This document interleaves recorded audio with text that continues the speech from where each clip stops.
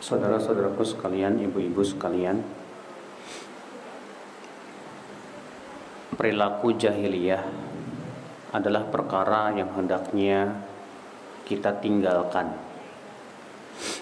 Karena jahiliyah itu sesuatu yang bertentangan dengan Islam. Islam bukan jahiliyah. Jahiliyah bukan Islam. Islam juga sudah menghapus jahiliyah. Maka segala macam perkara jahiliyah wajib kita tinggalkan. Tidak layak seorang muslim memiliki sifat-sifat dan perilaku jahiliyah. Rasulullah SAW ketika haji wada, ibu-ibu sekalian, beliau berceramah di padang Arafah. Apa kata Rasulullah? Ala inna kulla amrin min umuril jahiliyah mawdu'ah. Ketahuilah, semua perkara-perkara jahiliyah itu wajib ditinggalkan, kata Rasulullah SAW. Jahiliyah sudah dihapus oleh Islam karena jahiliyah itu hakikatnya kebodohan. Sedangkan Islam membawa ilmu dan cahaya. Maka apa itu perkara-perkara jahiliyah? Banyak. Ya. Ada sekitar 128 masalah jahiliyah, Ibu.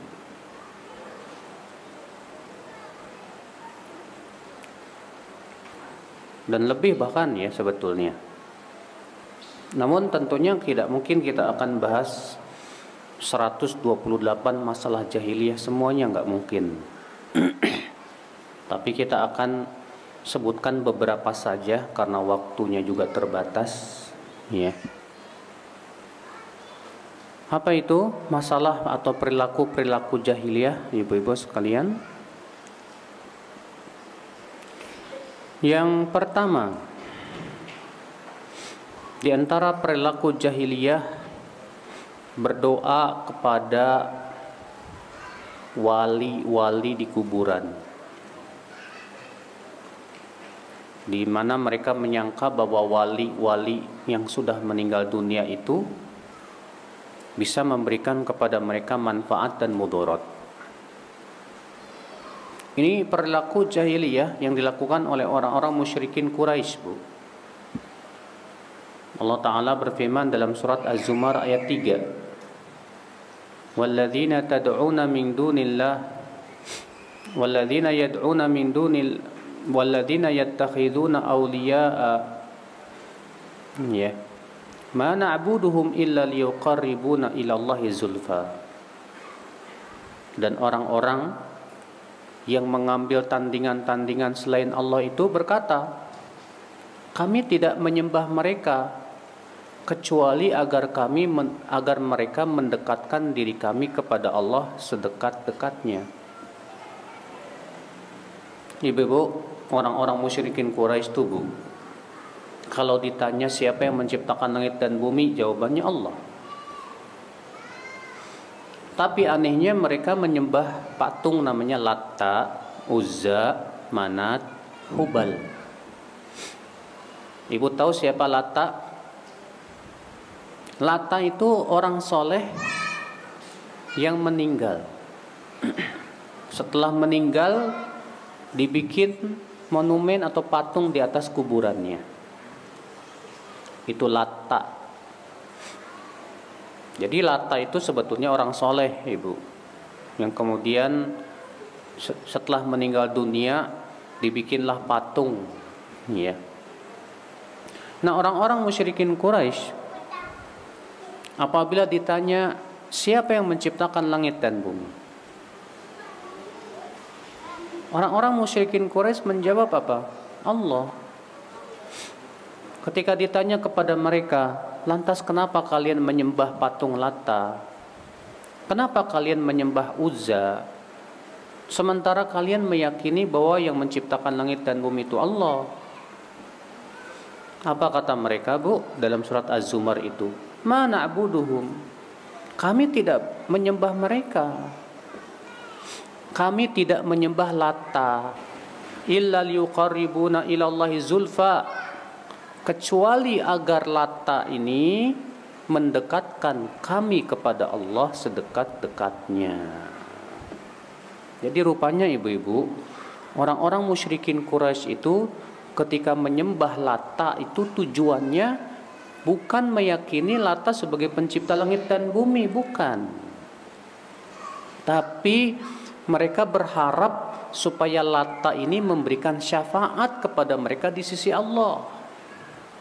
Jadi hakikatnya orang-orang musyrikin Quraisy itu minta syafaat kepada Lata, orang soleh ini yang sudah meninggal dunia. Iya. Maka kalau misalnya ibu-ibu datang ke kuburan orang soleh, kemudian ibu minta di situ mengharapkan supaya orang soleh itu menyampaikan doa ibu kepada Allah, itu sama saja ibu minta syafaat orang soleh itu. Dan itu tidak ada bedanya, ya, dengan yang dilakukan oleh siapa? Masyarakat jahiliyah di zaman Rasul dahulu, di mana mereka menjadikan orang-orang soleh sebagai perantara antara mereka dengan Allah, di mana mereka minta syafaat kepada orang-orang soleh yang sudah meninggal tersebut.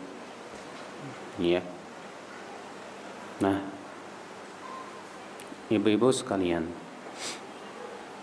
jadi ibu-ibu, ini perilaku jahiliyah yang pertama nih, Bu, yaitu berdoa meminta syafaat kepada orang soleh yang sudah meninggal dunia. Iya. Yang kedua, apa yang termasuk perilaku jahiliyah? Yaitu taklidul a'ma. Yaitu membeok, taklid, mengikuti nenek moyang mati-matian. Ya. Sehingga menganggap bahwasannya keyakinan nenek moyang itu sebagai sebuah kebenaran yang tidak boleh ditolak. Nah, ini juga termasuk ibu-ibu sekalian, ya, keyakinan masyarakat Quraisy dahulu di zaman Rasul sallallahu alaihi wasallam. Allah Ta'ala berfirman dalam surat Al-Baqarah ya, ayat yang ke-170. Wa idza qila lahum ittabi'u ma anzalallah qalu bal nattabi'u ma alfaina 'alaihi aba'ana. Apabila dikatakan kepada mereka, ikuti apa yang Allah turunkan, mereka berkata, kami lebih mengikuti apa yang kami temukan dari bapak-bapak kami, dari nenek-nenek moyang kami. Lihat ibu-ibu sekalian, orang-orang musyrikin Quraisy menganggap bahwa keyakinan bapak, keyakinan kakek moyang, nenek moyang itu yang harus diikuti. Mereka tidak mau mengikuti apa yang Allah turunkan, tapi mereka lebih mengedepankan keyakinan dan adat istiadat nenek moyang mereka. Ya, dan ternyata perilaku jahiliyah seperti ini banyak, ya, menimpa kaum muslimin di zaman sekarang ini. Terkadang kita melihat banyak kaum muslimin, ya, ketika diajak ayo sesuai syariat, enggak, pokoknya harus sesuai dengan adat. Kalau adatnya tidak bertabrakan dengan syariat sih enggak masalah. Tapi terkadang adatnya bertabrakan dengan syariat. Ya. Kadang acara pernikahan, walimah tidak sesuai dengan syariat Rasul. Di dalam acara pernikahan itu ada biduanita, joget-joget. Ya. Dianggap itu lumrah di masyarakat kita, Ibu. La haula wala quwata illa billah. Padahal Rasulullah SAW dalam riwayat Ibnu Majah mengatakan apa, Bu? Sayakunu khasfun wa qadhfun wa maskhun. Ya, nanti akan ada dalam umatku ini, kata Rasulullah SAW, ya, suatu kaum yang dilempari oleh batu. Ada lagi yang ditenggelamkan dalam bumi. Ada lagi yang dirubah menjadi kera dan babi. Lalu para sahabat bertanya, ya Rasulullah, kapan itu terjadi? Kata Rasulullah, idza dhaharatil ma'azif wal qainat. Apabila telah muncul alat-alat musik dan biduanita, penyanyi-penyanyi wanita, ibu-ibu sekalian. Bayangkan, Masya Allah. Tapi ternyata di masyarakat kita yang namanya pernikahan, perkawinan pasti nggak lepas dari itu. Bahkan terkadang ya nyanyi dangdutan, perempuannya joget-joget, la haula wala quwata illa billah. Ya. Ketika anaknya minta, Bu, saya pengen sesuai dengan syariat, Bu, saya nggak mau pakai kayak gituan. Enggak, pokoknya harus sesuai adat. Ini kan perilaku jahiliyah, Ibu. Orang-orang musyrikin Quraisy sebagaimana disebutkan dalam surat Al-Baqarah ayat 170 tadi, apabila dikatakan kepada mereka ikuti apa yang Allah turunkan, apa kata mereka? Kami lebih mengikuti apa yang kami temukan dari nenek-nenek moyang kami. Masya Allah. Ya. Ini perilaku jahiliyah. Apakah berarti Islam menolak adat sama sekali? Ya tidak. Para ulama mengatakan adat istiadat terkadang bisa menjadi patokan dalam syariat apabila terpenuhi syarat. Kapan adat istiadat boleh kita pakai? Dalam keadaan itu kalau terpenuhi beberapa syarat, Bu. Syarat yang pertama itu dalam perkara-perkara yang tidak ada batasannya dalam syariat. Maka ini dikembalikan kepada adat.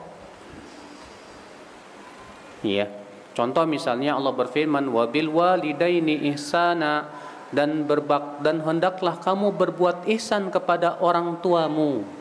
Allah tidak menyebutkan apa batasan ihsan kepada orang tua. Maka ini dikembalikan kepada uruf, kebiasaan di masyarakat setempat. Semua perkara yang dianggap itu sebagai bakti kepada orang tua, maka itu dianggap dalam syariat. Ya, selama tidak bertabrakan dengan syariat. Itu syarat yang pertama, bolehnya mengamalkan adat, Bu. Syarat yang kedua, bolehnya mengamalkan adat kalau tidak bertentangan dengan syariat Allah. Ya.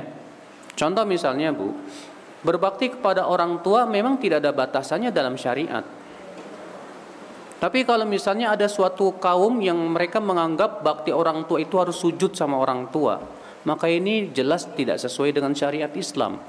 Karena syariat Islam memandang bahwa sujud itu hanya untuk Allah, tidak untuk orang tua, tidak untuk siapa-siapa. Maka jelas pada waktu itu adat istiadat seperti ini tidak boleh dipakai. Iya. Nah, ini bebas sekalian. Contoh lain, Allah memerintahkan kita menutup aurat, tapi Allah tidak menentukan jenis pakaiannya seperti apa, bentuknya bagaimana. Maka ini bisa dikembalikan kepada uruf, kebiasaan masyarakat masing-masing, selama tidak bertabrakan dengan syariat. Maka seperti pakaian pakaian muslim di Indonesia, ya biasa pakai koko, pakai sarung. Ya udah, itu yang menjadi patokan, nggak masalah. Ya. Tapi kalau misalnya ternyata pakaian itu tidak sesuai dengan syariat, Bu ya, kayak di sebagian misalnya masyarakat yang cuma pakai cawat doang, ya, atau misalnya di sebagian masyarakat perempuannya pakai baju yang kesempitan, sehingga terbentuk tubuhnya, lekak-lekuknya. Atau misalnya di sebuah kebiasaan masyarakat wanita memakai pakaian yang tipis, Ini jelas tidak sesuai syariat, maka kebiasaan tersebut tidak boleh dipakai. Ya. Nah ini ibu-ibu sekalian, jadi sebetulnya Islam itu tidak menolak adat sama sekali, tapi juga tidak menerima sama sekali. Ada patokan-patokannya. Yang musibah itu kalau kita lebih mengedepankan adat yang ternyata adat itu tidak sesuai dengan syariat. Ini yang musibah itu. Dan itu merupakan perilaku jahiliyah. Ya. Itu yang kedua ibu-ibu, yang merupakan perilaku jahiliyah. Yang ketiga, di antara perilaku jahiliyah adalah menilai kebenaran itu kalau pengikutnya mayoritas. Menganggap bahwasannya tanda kebenaran itu diikuti oleh mayoritas. Iya. Ibu-ibu, mayoritas itu ada dua macam. Mayoritas manusia, yang kedua mayoritas ulama.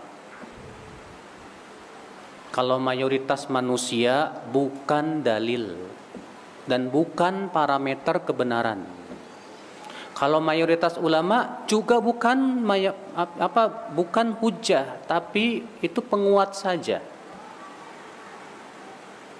Nih, sekarang kalau misalnya menganggap ketika ibu misalnya ngelihat, oh kebanyakan di masyarakat saya nggak pakai jilbab, berarti yang pakai jilbab tuh nggak bener lah. Nggak bisa begitu. Kalau misalnya di sebuah perkampungan ibu-ibu mayoritas maling semua, di masyarakat saya mayoritas suka mencuri, berarti itu kebenaran kah? Ya tidak. Makanya Allah mengatakan dalam surat Al-An'am ayat 116, wa in tuti' aktsara man fil ardi yudhilluka an sabilillah. Jika kamu menaati kebanyakan manusia di muka bumi, mereka akan menyesatkan kamu dari jalan Allah. Lihat, Allah mengatakan kalau kamu menaati kebanyakan manusia. Iya. Allah juga berfirman, wa qalilum min ibadiyasy syakur. Sedikit sekali hambaku yang bersyukur. Berarti kebanyakan manusia tidak bersyukur. Maka jangan kita menganggap dan menjadikan parameter kebenaran itu jumlah mayoritas, Bu. Kebenaran itu parameternya Al-Quran dan hadis, sesuai dengan apa yang dipahami oleh salafus saleh. Maka kalau sesuai dengan Quran, hadis, pemahaman para sahabat, alhamdulillah, itu yang menjadi parameter kebenaran. Adapun kita jadikan parameter kebenaran itu jumlah mayoritas, ini jelas sesuatu yang tidak benar, bahkan ditolak oleh Al-Quran, dan itu merupakan termasuk perilaku jahiliyah. Iya.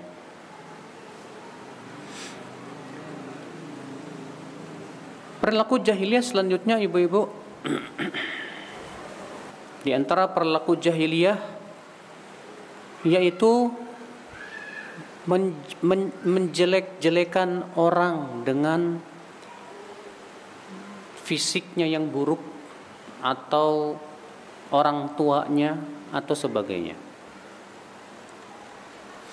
Misalnya disebutkan dalam hadis riwayat Muslim, Bu, bahwasanya Abu Dzar pernah meledek Bilal bin Rabah. Bilal bin Rabah ini tadinya budak dan memang dia orang, iya. Bilal bin Rabah ini hitam. Ibunya Bilalnya juga wanita hitam legam. Rupanya dieledek. Ya Ibn Sauda, kamu anak wanita hitam. Ya. Mendengar itu Rasulullah marah sekali kepada Abu Dzar yang meledek Bilal seperti itu. Apa kata Rasulullah? Ya Abu Dzar, innaka mru'un fika jahiliyah. Hai Abu Dzar, pada dirimu itu ada sifat jahiliyah itu. Masya Allah. Ya. Kita menjelek-jelekan orang karena kulitnya hitam misalnya. Kita menjelek-jelekan orang karena hidungnya pesek misalnya. Kita menjelek-jelekan orang karena ya kepalanya peang misalnya. Itu termasuk perilaku jahiliyah, nggak boleh Ibu. Ya, seorang muslim itu nggak boleh meledek orang, menjelekkan orang, nggak boleh. Cacat fisik itu memang sudah takdir dia, bagaimana seharusnya kita berusaha untuk menghibur dia. Ini malah kemudian menjelek-jelekan dia dengan ya hal-hal seperti itu. Tentu itu termasuk perilaku jahiliyah, Ibu-ibu. Ya. Di antara perilaku jahiliyah apalagi yaitu meratapi mayat. Meratapi mayat itu termasuk perilaku jahiliyah. Ya, kata Rasulullah SAW, an-naihah idza lam tatub. Disebutkan dalam hadis, arba'un fi ummati min amril jahiliyah la yatrukunahunna. Ada 4 perkara dalam umatku yang termasuk perilaku jahiliyah dan mereka tidak meninggalkannya. Di antaranya Rasulullah sebutkan apa? Niyaha, meratap. Ya, meratap itu Bu, ketika misalnya anak ibu meninggal, ibu menangis meraung-raung, itu meratap. Atau sambil menjambak-jambak rambut atau menyobek-nyobek ya kantong, atau pokoknya memperlihatkan seakan-akan kita tidak ridho dengan ketentuan Allah seperti itu. Kalau cuma sebatas air mata berlinang ya itu nggak masalah. Rasulullah pun juga pernah. Tapi kalau sampai meraung-raung, teriak-teriak, ya, maka itu termasuk perilaku jahiliyah. Iya, itu perkara yang ditentang dalam Islam. Ya. Di antara perilaku jahiliyah juga ibu-ibu sekalian apalagi menisbatkan kepada selain bapak kita. Menisbatkan kepada selain bapak kita. Iya. Misalnya kita punya bapak namanya Budi. Tapi kita nggak suka sama bapak kita itu. Akhirnya kita menisbatkan kepada selain bapak kita. Itu termasuk kufur. Dan itu juga termasuk perilaku jahiliyah, kata Rasulullah SAW. Ya, terkadang di zaman sekarang kan ada orang ngangkat anak nih Bu. Anak angkatnya dinisbatkan kepada dia. Misalnya, ya dia ngambil anak, anaknya jadi binnya bin dia. Ini termasuk perilaku jahiliyah.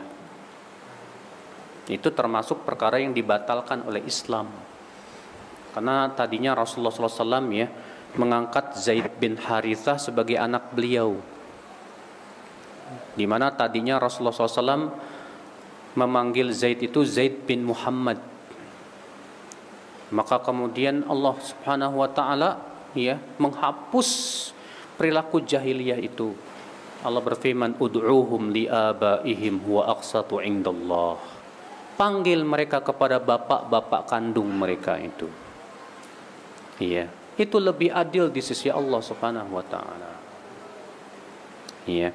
Jadi enggak boleh kalau ibu-ibu misalnya ngangkat anak, anaknya dinisbatkan kepada suami ibu, enggak boleh Bu, haram. Itu termasuk perilaku jahiliyah. Iya. Di antara perilaku jahiliyah apalagi Bu? Al-iktirar bid-dunya. Tertipu dengan kehidupan dunia. Menganggap bahwa dunia itu seakan-akan selama-lamanya. Ya. Nah, ini termasuk perilaku jahiliyah juga Bu, di mana orang-orang jahiliyah mengatakan, "Ma hiya illa hayatuna dunya." Ya, kehidupan itu hanyalah di dunia saja. Ya, Allah Subhanahu wa taala mensifati orang-orang Yahudi yang merupakan jahiliyah itu, la tajidannahum ahrasan nasi ala hayatin wa minal ladina asyraku. Kamu akan dapati orang-orang Yahudi itu orang yang paling cinta dunia, dan demikian pula orang-orang yang berbuat syirik pun mereka itu orang-orang yang sangat cinta dunia ya ibu-ibu sekalian. Iya. Maka dari itu ibu-ibu sekalian, kita sebagai seorang muslim itu jangan sampai tertipu dengan kehidupan dunia, Bu. Kita wajib sadar bahwa dunia itu sementara. Wajib sadar bahwa kita akan meninggal dunia. Wajib kita hati-hati dalam kehidupan dunia ini, Bu. Jangan sampai dunia menjadikan sesuatu yang kita jadikan sesuatu yang terbesar di hati kita, Bu. Rasulullah SAW berdoa kepada Allah apa? Wala taj'alid dunya akbaru hammina wala mablagha ilmina. Ya Allah, jangan Engkau jadikan dunia sebagai keinginan kami yang terbesar, ya Allah. Dan jangan Engkau jadikan dunia sebagai puncak ilmu kami, ya Allah. Lihat, Rasulullah SAW minta kepada Allah agar jangan sampai dunia itu dijadikan keinginan kita yang terbesar. Sekarang ibu-ibu, ya, kalau kita ternyata lebih menginginkan dunia daripada akhirat, berarti kita masih ada pada diri kita perilaku jahiliyah. Ya. Kalau kita lebih semangat untuk mendapatkan pahala dunia dibandingkan dengan pahala akhirat, berarti kita masih ada perilaku jahiliyah. Kewajiban seorang mukmin lebih mengharapkan apa yang ada di sisi Allah, kehidupan akhirat. Wal akhiratu khairu wa abqa. Kehidupan akhirat itu lebih baik dan lebih kekal, kata Allah Subhanahu wa taala. Ya, bukan berarti kemudian kita meninggalkan dunia, Bu, tidak. Tetap kita cari dunia, cari duit. Tapi kita berpikir bagaimana harta yang saya dapatkan ini menjadi wasilah supaya bisa dapat pahala yang besar di sisi Allah Subhanahu wa taala. Nah, kalau kita mencari uang itu tujuannya supaya bisa berinfak, insya Allah berkah. Dan Allah akan bantu kita supaya kita tidak tertipu dengan harta, biidznillah. Tapi kalau kita mencari harta, tujuan utama kita pengen kaya raya, biasanya sih ya sesuai dengan niatnya lah. Setelah dia dapat harta, akhirnya tertipulah dengan hartanya. Akhirnya hartanya itu malah digunakan untuk memaksiati Allah Subhanahu wa taala. Maka dari itulah ibu, orang yang beriman itu selalu berpikir bagaimana dunia itu dijadikan sebagai wasilah menuju kehidupan akhirat. Ya. Dia tidak ingin tertipu oleh kehidupan dunia. Ya. Di antara perilaku jahiliyah selanjutnya ibu-ibu sekalian, ittikhadhum ad-din lahwan wa la'iban. Mereka menjadikan agama Allah itu sebagai permainan dan senda gurau.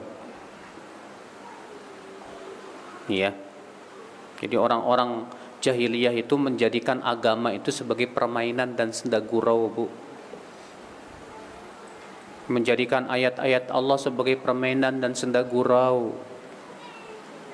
Gak boleh. Agama Allah itu sebagai bimbingan hidup, bukan sebagai sesuatu yang kita main-mainin seenak ya hawa nafsu kita misalnya. Maka ibu-ibu sekalian, Allah Subhanahu wa taala mensifati orang-orang yang jahiliyah itu apa, Bu? Alladzina takhadhu dinahum lahwa wa la'iba wa gharrathumul hayatud dunya. Yaitu orang-orang yang menjadikan agama mereka sebagai permainan dan senda gurau, dan mereka tertipu dengan kehidupan dunia. Ya. Mereka tidak bersungguh-sungguh menjaga agama. Mereka menganggap agama itu sebagai sampingan saja. Mereka menganggap agama itu sebagai beban. Mereka menganggap agama itu alternatif. Sementara seorang mukmin menganggap agama itu adalah segala-galanya. Makanya seorang mukmin mempertahankan agamanya itu lebih kuat dibandingkan mempertahankan dunianya, Bu. Rasulullah mensifati orang mukmin tuh di zaman fitnah apa? Kata Rasulullah SAW, yushiku an yakuna khairu malil muslim ghanam yatba'u biha sya'afal jibal yafiru bidinihi minal fitan. Hampir-hampir kata Rasulullah, sebaik-baiknya harta yang dimiliki oleh seorang mukmin itu apa? Kambing yang ia pelihara di puncak-puncak gunung. Ia lari membawa agamanya dari fitnah. Tuh lihat, ia lari membawa agamanya dari fitnah. Orang mukmin tuh yang dia pikirkan keselamatan agamanya. Kenapa? Karena itu modal ia menuju kehidupan akhirat. Ketika meninggal, apakah yang kita bawa uang? Bukan. Ketika kita meninggal, apakah yang kita akan bawa itu penampilan? Bukan. Apakah baju yang mewah, demikian pula rumah yang megah, atau kendaraan yang mahal yang akan kita bawa setelah kematian? Bukan. Yang kita bawa itu agama kita, Bu. Ya, amal saleh, keimanan. Makanya orang beriman menganggap agama ini sebagai jalan satu-satunya keselamatan dalam kehidupan dunia ini. Beda dengan orang-orang para pecinta dunia. Mereka menjadikan agama sebagai senda gurau saja, sebagai permainan saja. Ya, naudzubillah. Jangan sampai kita seperti itu, ibu-ibu sekalian, ya. Menjadi orang-orang yang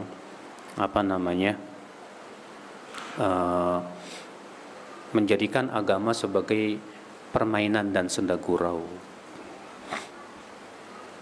Di antara perilaku jahiliyah selanjutnya, ibu-ibu, apalagi? Al-ghulu fis salihin, berlebih-lebihan dalam mencintai orang soleh. Ibu, mencintai orang soleh itu harus. Mencintai wali-wali Allah itu harus, Bu. Mencintai ulama harus. Mencintai para nabi apalagi. Mencintai para sahabat Rasulullah harus. Tapi nggak boleh berlebihan. Tidak boleh sampai kepada derajat kita mengkultuskan mereka.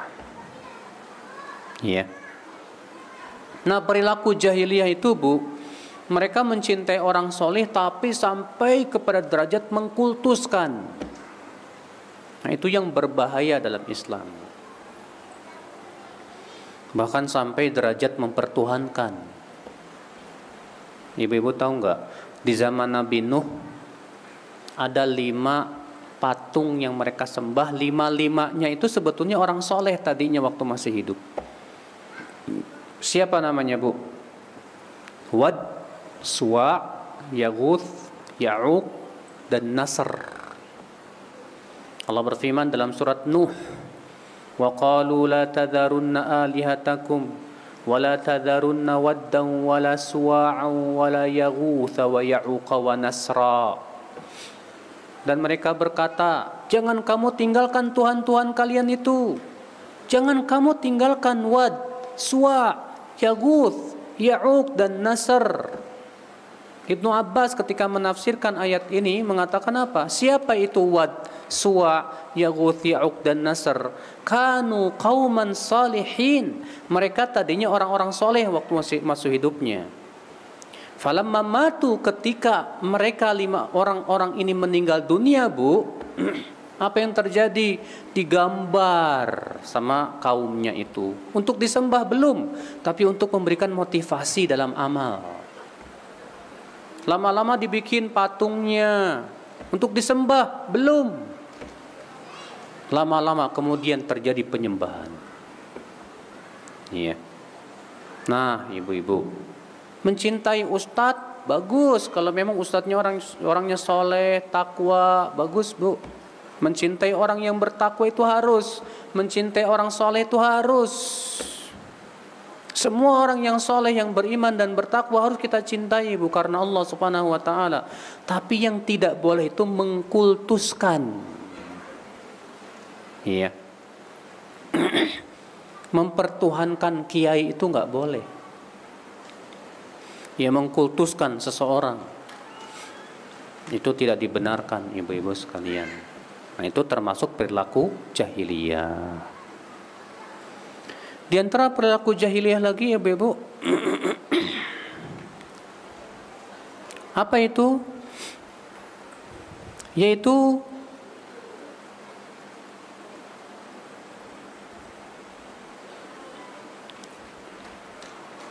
di antara perilaku jahiliyah adawatuhum lil haq lid dinil haqqi wa mahabbatuhum lid dinil batil, yaitu memusuhi agama yang benar, memusuhi kebenaran dan mencintai kebatilan. Ya. Di antara perilaku jahiliyah yaitu memusuhi kebenaran dan mencintai kebatilan. Karena kebenaran ini ternyata tidak sesuai dengan hawa nafsunya, Ibu. Akhirnya apa? Akhirnya dia musuhi, Ibu. Ya. Karena kebatilan itu sesuai dengan hawa nafsunya, dia cintai, Ibu. Ini enggak boleh seperti itu. Karena itu termasuk perilaku jahiliyah. Seorang mukmin itu, Bu, menjadikan kebenaran sebagai barang cariannya, Bu. Dia berusaha sekuat tenaga untuk mencari kebenaran, dan kebenaran yang hakiki itu yang berasal dari Allah dan Rasulnya. Kalau dia tahu itu sebagai sebuah kebenaran, dia pegang kuat-kuat. Dia tidak peduli dengan cemoohan manusia.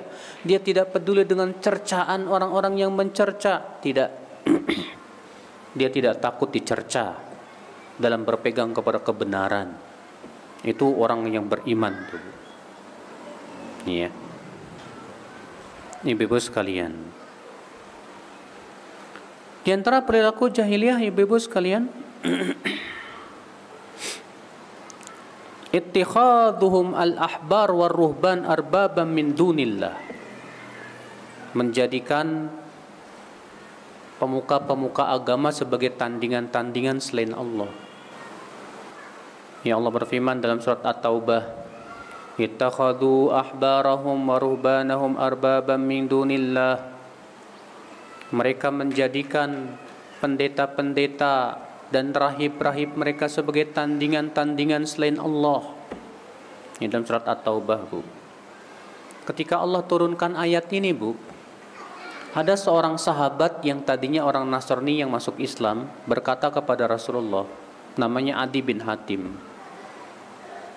Ya kan? Apa kata Adi? Ya Rasulullah, lasna na'buduhum. Hai Rasulullah, kami tidak pernah beribadah kepada pendeta kami dahulu. Apa kata Rasulullah? Bukankah ketika pendeta-pendeta kalian mengharamkan apa yang Allah halalkan, kalian pun ikut mengharamkannya?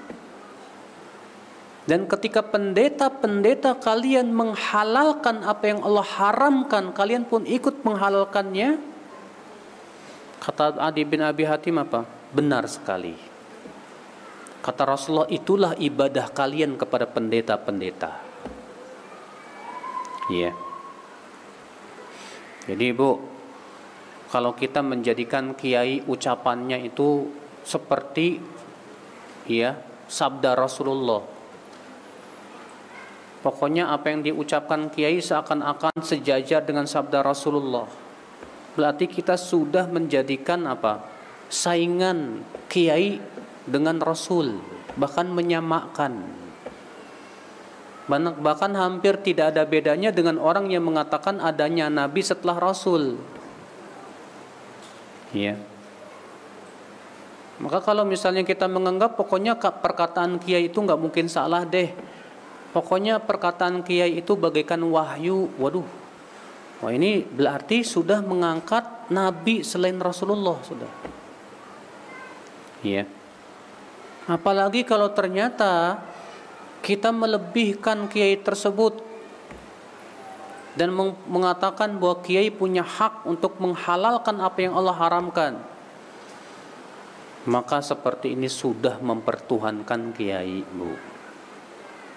Ya, yang disebutkan dalam firman Allah tadi, mereka mengambil pendeta-pendeta dan rahib-rahib mereka sebagai tandingan-tandingan selain Allah. Ya. Nah, itu ibu-ibu sekalian. Di antara perilaku jahiliyah, apalagi ibu-ibu sekalian, yaitu kufruhum bi ni'amillah, kufur nikmat. Kufur nikmat. Bagaimana kufur nikmat itu, Bu? Yaitu dengan menisbatkan nikmat kepada selain Allah.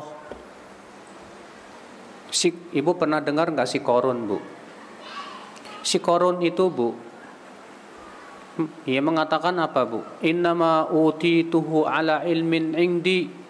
Aku diberikan kekayaan yang banyak ini karena kepintaran saya, karena kecerdasan saya, karena keilmuan saya.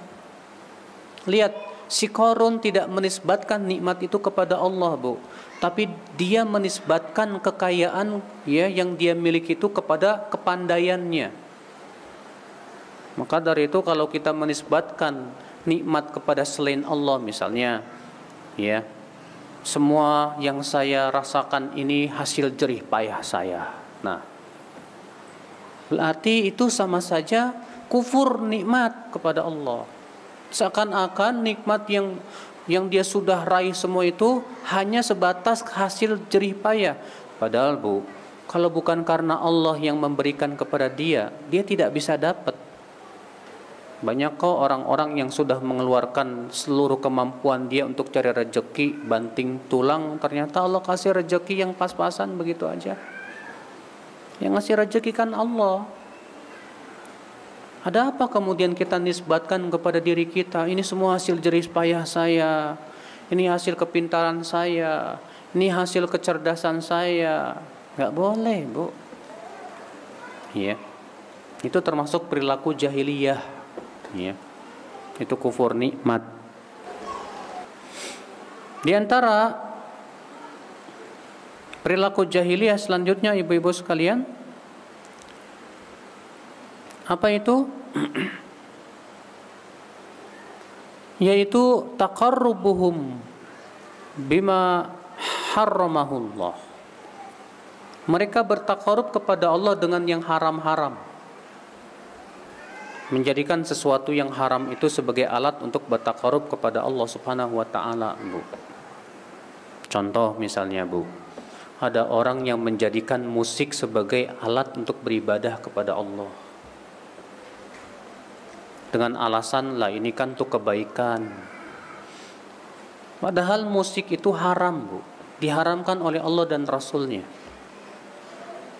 Rasulullah SAW bersabda, la yakunanna aqwamun min ummati la yastahillanna aqwamun min ummati al-hira wal harira wal khamra wal ma'azif. Benar-benar akan ada dari umatku orang-orang yang menganggap halal zina, sutra, arak dan alat-alat musik, kata Rasulullah. Tuh lihat, Rasulullah mengabarkan, Bu, benar-benar akan ada ya beberapa kaum dari umatku yang menganggap halal zina, sutra, apalagi arak, apalagi alat-alat musik. Tuh lihat, Masya Allah. Dan sudah saya sebutkan tadi hadisnya, Bu, bahwa nanti akan, kata Rasulullah, terjadi dalam umat Islam ini ada yang dilempari dengan batu, ada yang ditenggelamkan dalam bumi, bahkan ada yang dirubah. Lalu kemudian ditanya, "Hai Rasulullah, kapan itu terjadi?" Kata Rasulullah, apabila telah muncul alat-alat musik dan biduanita. Ya, di zaman sekarang alat musik malah dijadikan alat untuk bertakarub kepada Allah. Ini kan termasuk perilaku jahiliyah yang dilakukan oleh orang-orang jahiliyah di masa lalu. Ya, ibu-ibu sekalian. Dan masih banyak lagi perilaku-perilaku jahiliyah yang lainnya, ibu-ibu. Ya, bagusnya sih membahas kitabnya dibahas sama ustadz yang ada di sini. Ya, Bu, kitabnya berjudul 128 masalah-masalah jahiliyah. Itu bagus banget buku itu. Ya, Ibu bisa membelinya di toko buku yang terdekat di sini, insyaallah Ibu bisa dapat itu. Ya.